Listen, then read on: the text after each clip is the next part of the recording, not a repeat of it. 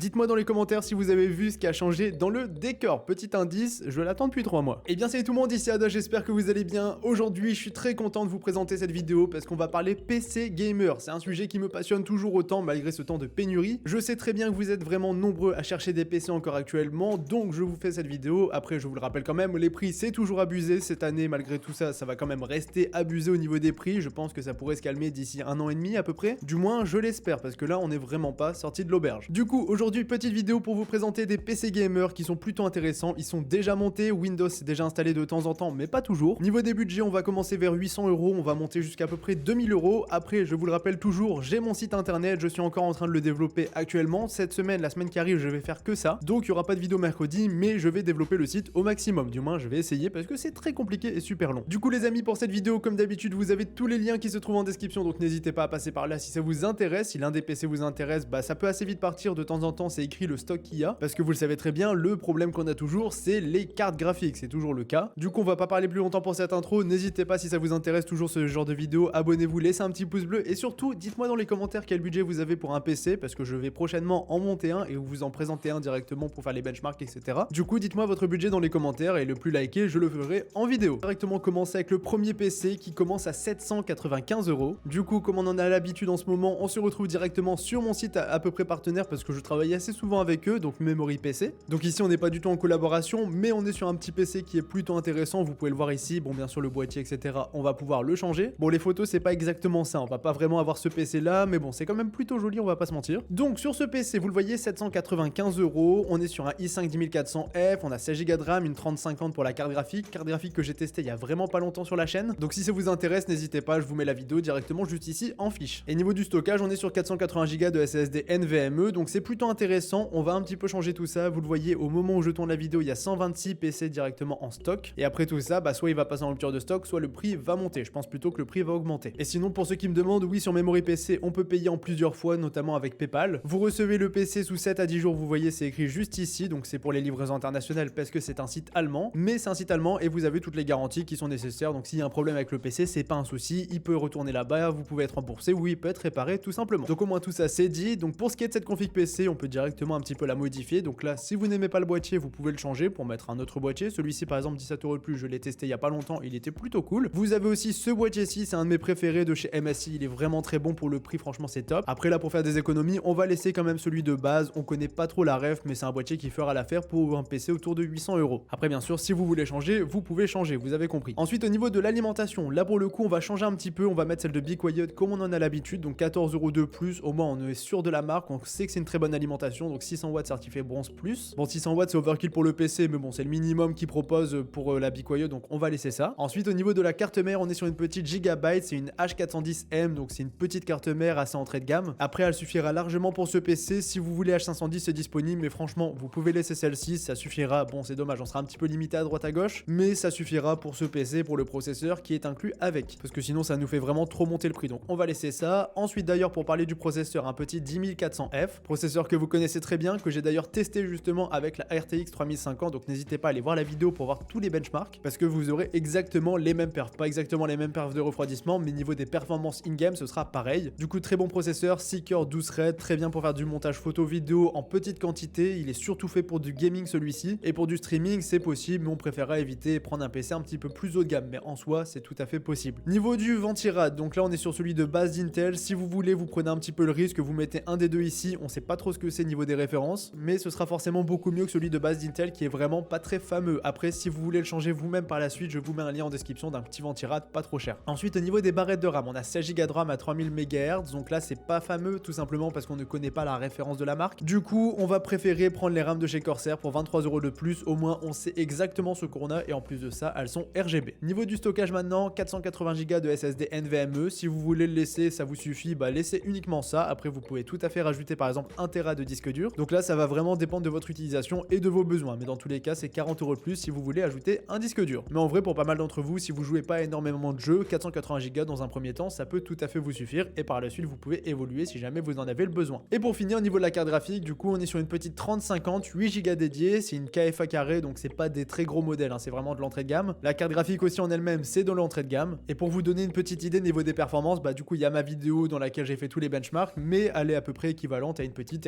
RTX 2060 qui est une carte graphique assez polyvalente. Du coup la 2060 comme la 3050 c'est une carte graphique assez polyvalente, ça restera de l'entrée de gamme mais ça nous permet de faire tourner tous les jeux du moment en 1080p sans trop de soucis avec des graphismes assez intéressants même si ce sera pas de l'ultra forcément. Tout ça pour un budget total de 830 €, franchement c'est plutôt pas mal, faudra rajouter 15 € de frais de port mais c'est tout, après le PC c'est vraiment clé en main, il est garanti etc, il n'y a pas de souci, juste ce PC n'est pas équipé de Windows 10. Donc voici les amis pour ce qui est du premier PC, moi je le trouve assez intéressant pour 830 €, au moins on peut se faire une bonne petite config et là on est plutôt tranquille pour jouer à tous les jeux du moment et ça sera bien sûr évolutif par la suite, contrairement par exemple au PC à 600 € que je vous ai présenté en vidéo et qui était vraiment mais vraiment pas fameux. Là on rajoute 230 € de plus et on est vraiment sur quelque chose de plus solide. Ensuite les amis on change un petit peu, là on change de site, on se retrouve directement chez Darty. Là c'est un PC vraiment pas très fameux mais je vous le présente quand même tout simplement parce qu'il a une config assez intéressante pour le prix. Mais écoutez bien ce que je veux vous dire par rapport à ce PC, c'est super important parce que vraiment c'est quelque chose que personnellement je n'achèterai pas forcément, je préfère mettre un petit peu plus ou même un petit peu moins pour avoir un PC où je connais tous les composants.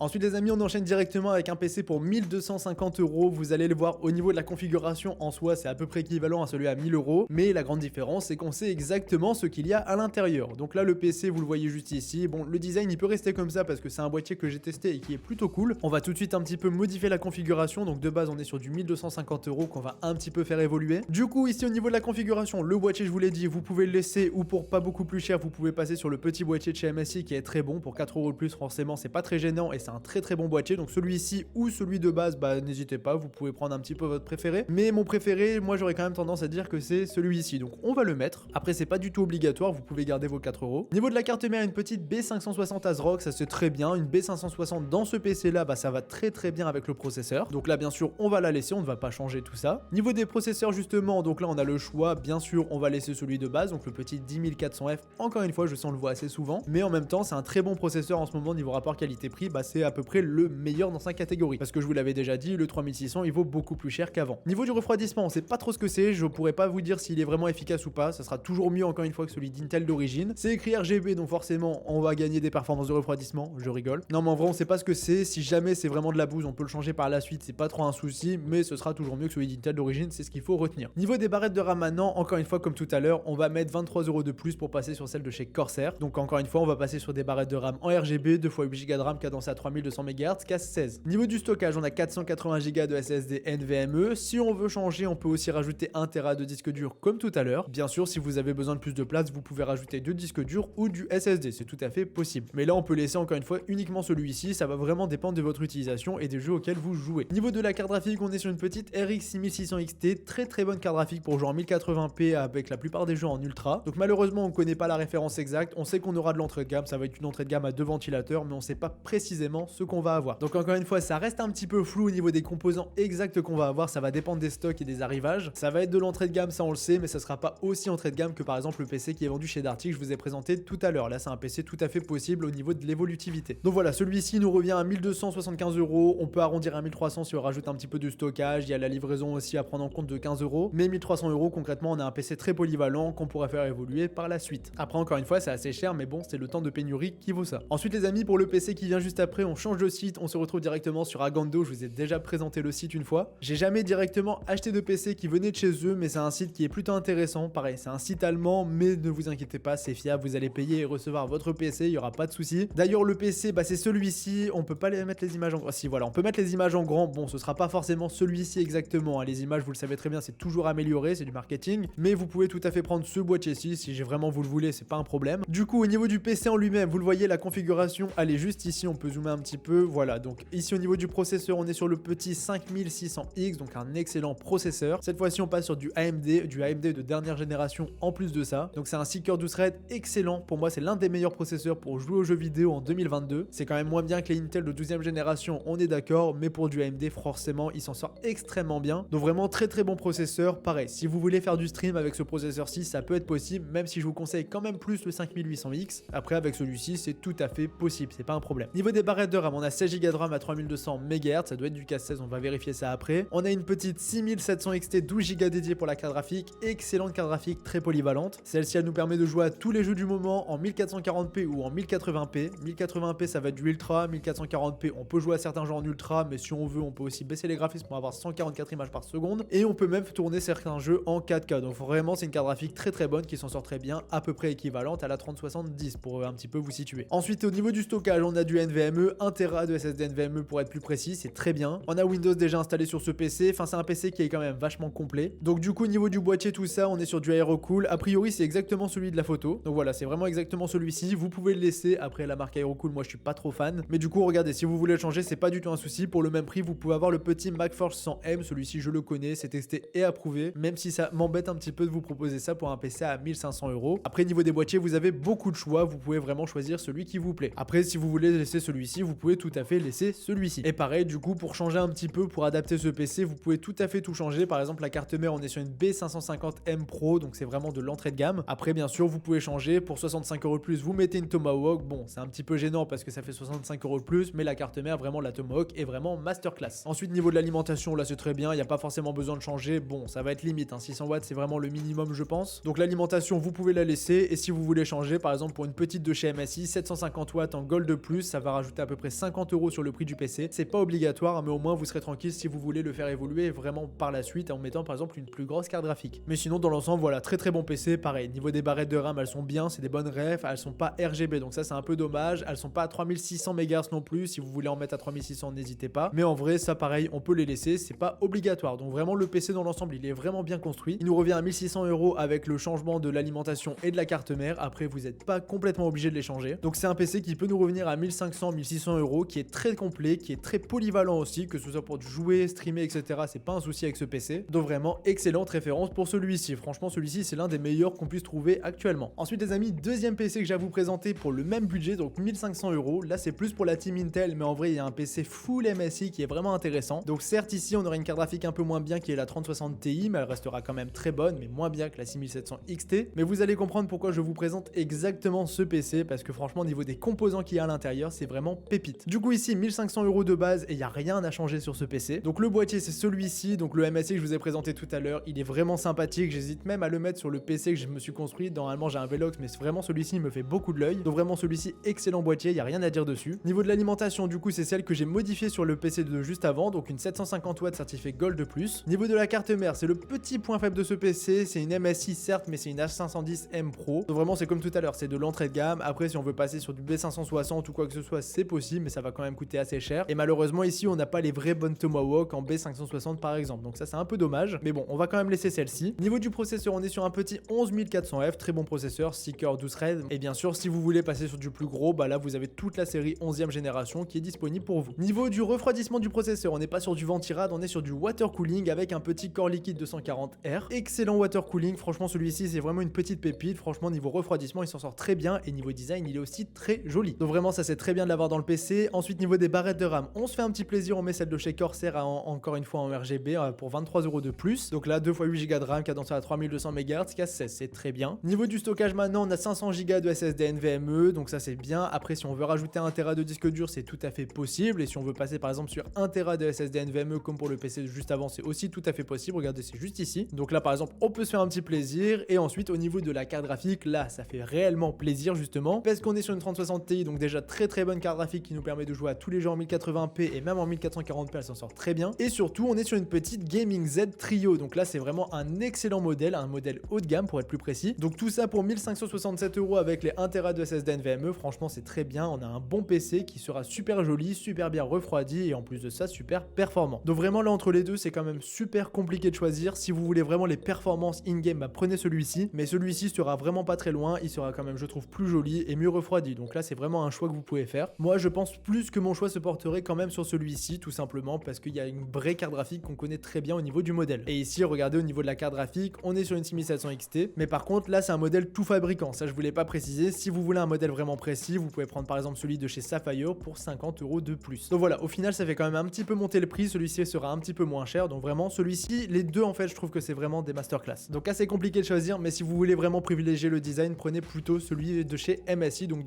celui de chez Memory PC. Donc voici pour ce qui qui est de ces deux PC vers 1500 1600 € si on fait quelques modifs. Ensuite, si on veut le dernier PC de cette vidéo les amis, c'est un PC qui va coûter 2000 €. Donc ici encore une fois chez Memory PC, un modèle de chez MSI, donc là encore une fois c'est le même PC, même design. Donc encore une fois ce boîtier que je trouve tout simplement incroyable en termes d'airflow ou de design. Donc là le PC est vraiment très joli, très prometteur. Pour 2000 €, on a quelque chose de très sérieux en termes de configuration. Encore une fois c'est un peu cher par rapport à la pénurie, on est d'accord, mais c'est un PC qui est franchement très intéressant, vous allez le voir. Donc le boîtier c'est le même, l'alimentation c'est la même. Niveau de la carte mère cette fois-ci, la petite B560 Tomahawk, ça c'est très bien, c'est vraiment une très bonne référence. Niveau du CPU, on est sur un petit 5600X, donc excellent processeur, celui-ci s'en sort très bien, 6 cœurs 12 threads, je vous l'ai présenté tout à l'heure. Pour du gaming, il est excellent, pour du streaming il s'en sort, mais si vous voulez vraiment la pépite pour du streaming, vous rajoutez 85 € de plus, et pour 85 € de plus justement, vous avez le petit Ryzen 7 5800X. Donc celui-ci ça passe sur un 8 cœurs 16 threads, pour faire du montage vidéo en conséquence un petit peu tous les jours, bah ça sera beaucoup plus intéressant, et pour faire du streaming aussi, c'est un processeur qui s'en sortira dans l'ensemble un petit peu mieux. Mais uniquement pour du gaming, laissez le 5600X, il s'en sortira quand même très bien. Niveau du refroidissement, c'est le même, donc le petit corps liquide 240R, excellent water cooling, je vous l'ai dit tout à l'heure. Niveau des barrettes de RAM, encore une fois, on a 16 Go de RAM, on va juste mettre celle de chez Corsair pour être sûr au niveau de la référence et avoir du RGB en plus de ça. Donc si vous voulez passer à 32 Go de RAM, c'est aussi possible, mais forcément, il faut rajouter un budget supplémentaire. Mais en vrai, 16 Go de RAM, dans la plupart des cas, ça peut vous suffire. Après, pour des vrais montages vidéo qui demandent beaucoup de ressources sur Premiere Pro, bah ça peut être intéressant par exemple de passer à 32 Go de RAM, pareil pour du streaming. Mais en vrai, 16 Go de RAM, ça peut largement faire l'affaire et au pire des cas, vous les rajoutez par la suite. Ensuite, niveau du stockage, on a 500 Go de SSD NVMe, donc ça c'est très bien. En plus de ça, on a 2 Tera de HDD classique. Au moins, on a de la place dans ce PC. Donc vraiment, niveau du stockage, on est tranquille. Bon, le NVMe, c'est pas le meilleur parce que c'est pas le plus rapide. Après, si vous voulez du plus rapide, c'est tout à fait possible. Mais forcément, encore une fois, on va rajouter un budget supplémentaire. Mais vous prenez le petit Samsung 980, ça sera très bien. Ou même si vous voulez vous faire un vrai kiff, le petit Western Digital Black. Ensuite, au niveau de la carte graphique, cette fois-ci, on est sur une petite 3070, 8 Go dédiée. C'est le modèle MSI Ventus en 3 ventilateurs. Donc vraiment, c'est une carte graphique, c'est pas la plus haut de gamme, c'est moins bien que la Gaming Z, mais ça restera un petit milieu de gamme très intéressant. Tout ça pour un budget total de 2000 € pour ce PC. Je trouve ça super intéressant parce qu'on est sur un PC très polyvalent qui nous permet de tout faire vraiment. Pour jouer en 1080p, 1440p, même un petit peu de 4K avec la 3070, on est tranquille. Pour faire du montage photo, du montage vidéo, du streaming, pareil, on est tranquille. Donc vraiment, c'est un PC que je trouve super intéressant et bien sûr, je vous mets le lien en description. Donc voilà les amis, j'en ai maintenant terminé avec cette vidéo. Je vous précise, je mets un petit peu mon site à jour. Donc si jamais vous voulez voir d'autres PC, bah, j'en mets de plus en plus sur le site. Là, je vais faire ça la semaine prochaine, donc n'hésitez pas à checker tout ça. Donc vous avez différents budgets que j'ai pas présentés dans cette vidéo et je vais aussi ajouter les configurations de PC Gamer pièce par pièce d'ici très peu de temps. Donc voilà les amis, comme d'habitude, c'est un plaisir de vous avoir présenté cette vidéo. Je vous mets bien sûr tous les liens en description, donc n'hésitez pas à en profiter si l'un des PC vous intéresse. En vrai, même pour ce temps de pénurie, je trouve qu'on a quand même quelques PC qui sont assez intéressants, ça fait plaisir. Bon, certes, ça sera un peu plus cher que d'habitude, mais je trouve qu'on est quand même assez servi. On aura des bons petits PC avec des bons composants et surtout, ils sont tous en stock. Enfin bref les amis, moi je vous laisse là-dessus. Comme d'habitude, c'était un plaisir. C'était Yada, on se dit à la prochaine. Salut tout le monde. Ah oui, et le changement, c'était le frigo. Allez, salut tout le monde.